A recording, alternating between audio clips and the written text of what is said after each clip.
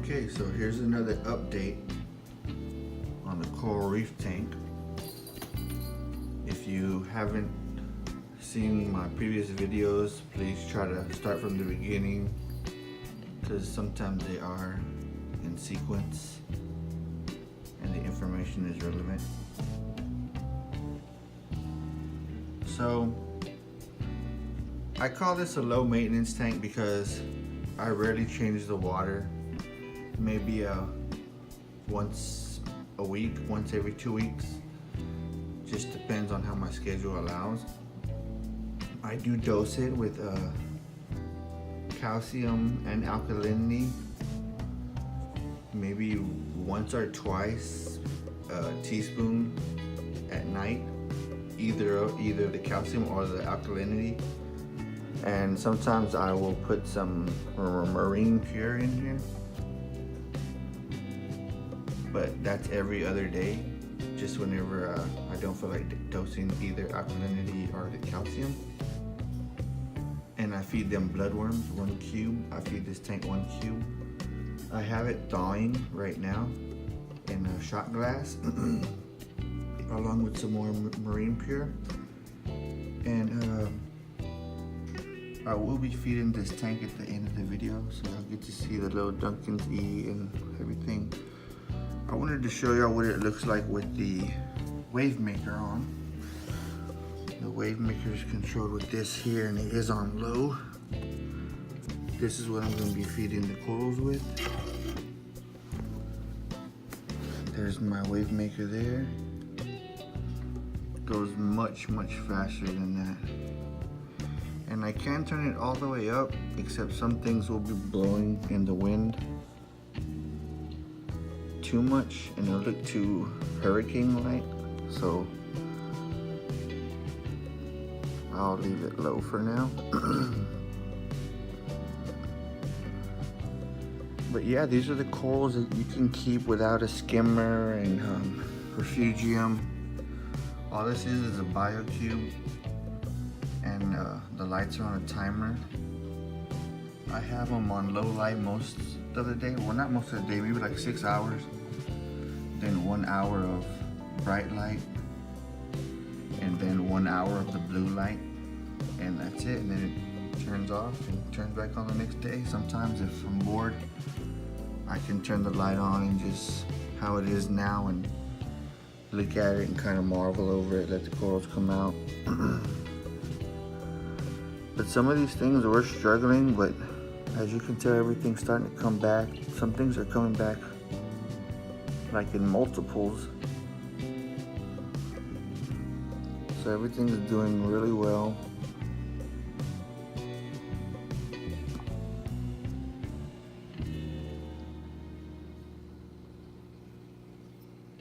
Only thing I did lose was I think it's a scarlet clam. There's the shell right there. I need to take that out of there. And this green mushroom right here wasn't coming out because of the leather I have growing here was touching it. So I had to trim it down right along there. But now that mushroom's opening back up, and the leather will recover in no time, of course. Yeah, no refugium, no skimmer, no bio pellets. I don't test. Probably should, but I just want it as easy, maintainable as possible, you know?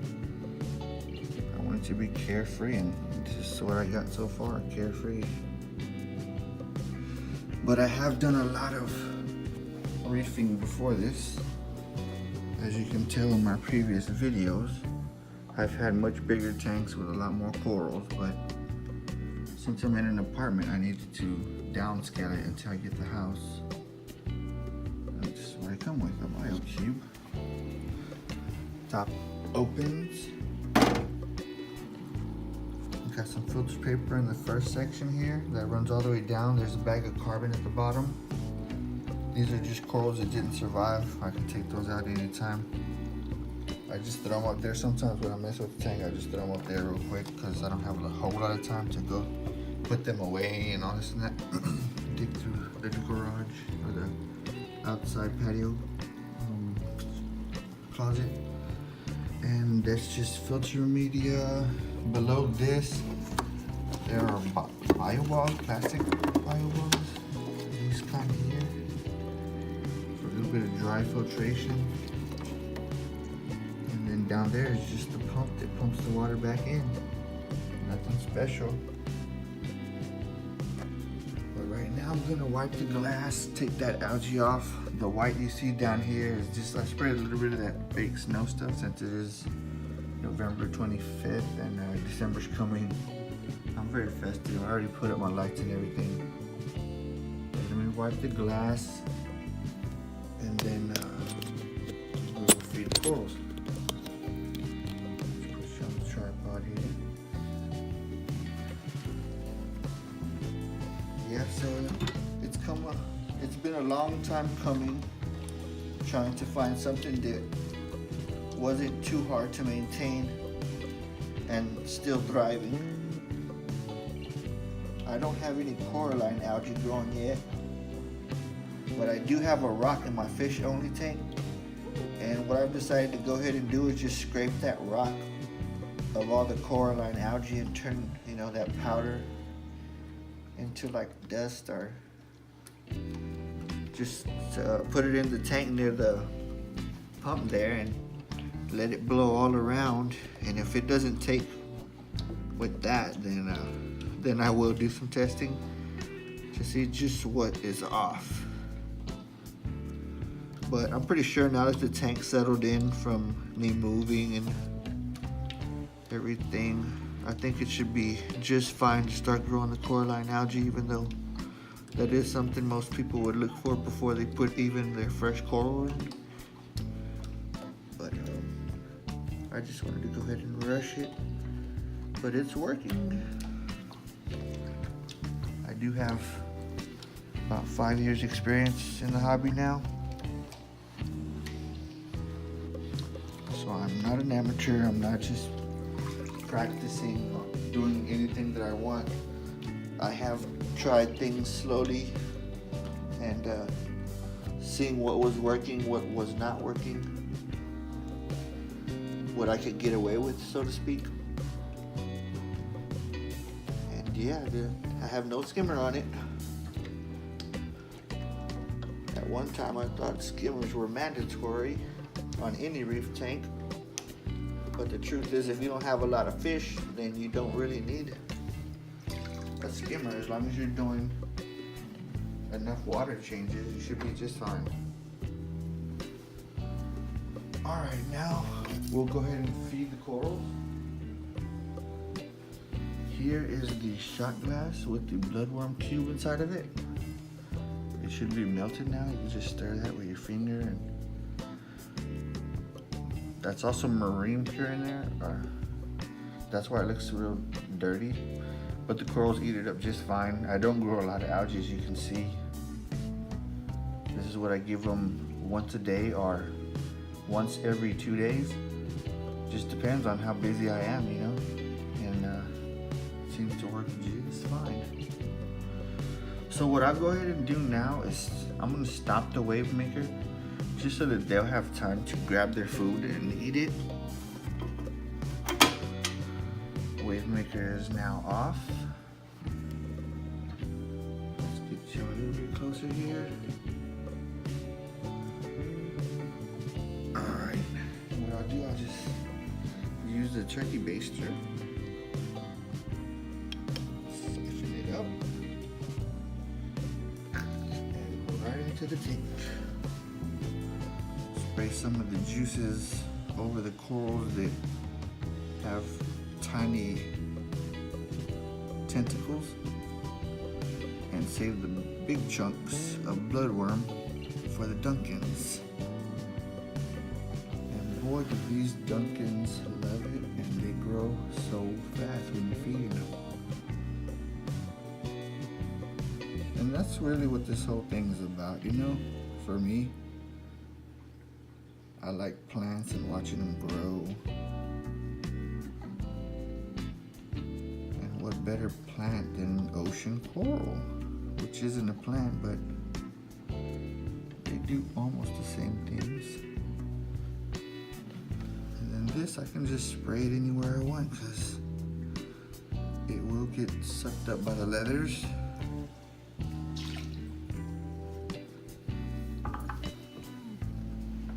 And the tank will be cleared in no time.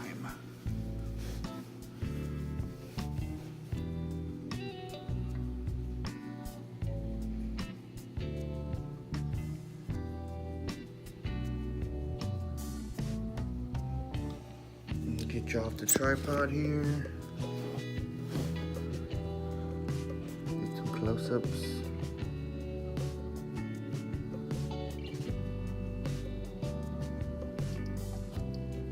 Loving it. They love the bloodworms. The fish I even got are purposely fish that will eat the bloodworms. If they didn't eat bloodworms, then they would not survive in this tank because don't feed anything else. Strictly bloodworm diet. Look at them loving it, getting fat off the stuff.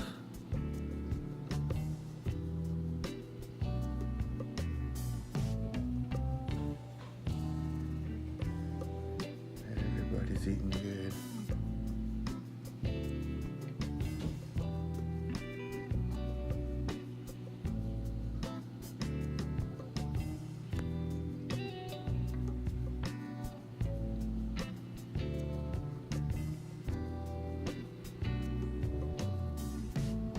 Duncan's back there eating. Look at this candy coral. It's not every day you see a candy cane coral eat a bloodworm. Won't see that on Discovery. Let's change the light and see if it's too bright. Oh, this is the blue light.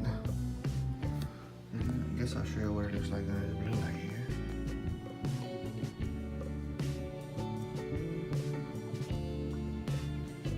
Of course, the phone doesn't pick it up very brilliantly, but still very nice.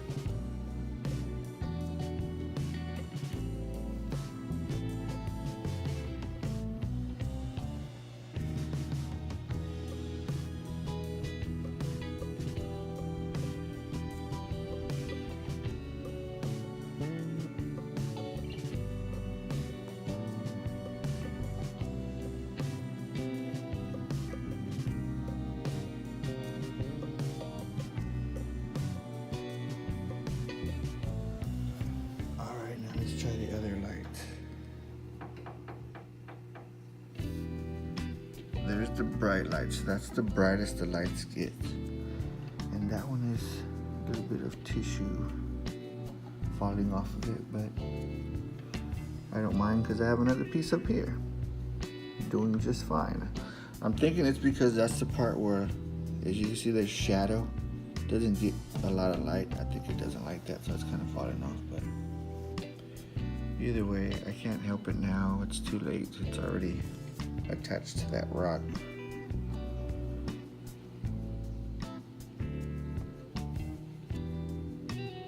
Yeah, this is the brightest light it gets.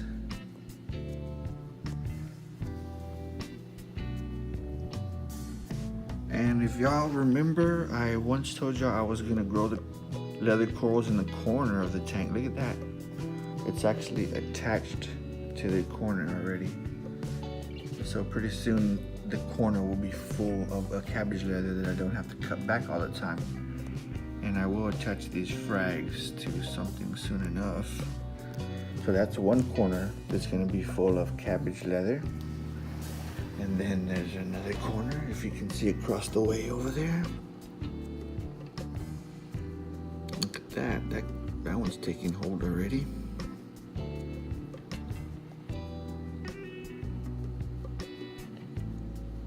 So that corner is gonna be full. And I mainly did that so I wouldn't have to clean the corner so much. It it'll be hidden underneath the cabbage leather. Any kind of really bad algae that I can't get to it on the corners, pesky corners. That's one way to fix that problem. Grow coral there. There's a little snail underneath there. But once it gets really big, then around it I can clean better. Right now I'm kind of scared to clean it because I don't want to pull it off the glass, but once it's been growing for quite a while where it's big enough, then I can really get my hand behind it and I don't have to worry about peeling it off. If I do peel off a little section, I can stop and go a little bit easier on the scrubbing, and then it will reattach itself over time. But I think it's gonna be just fine. But that's my update video. Thank you for watching.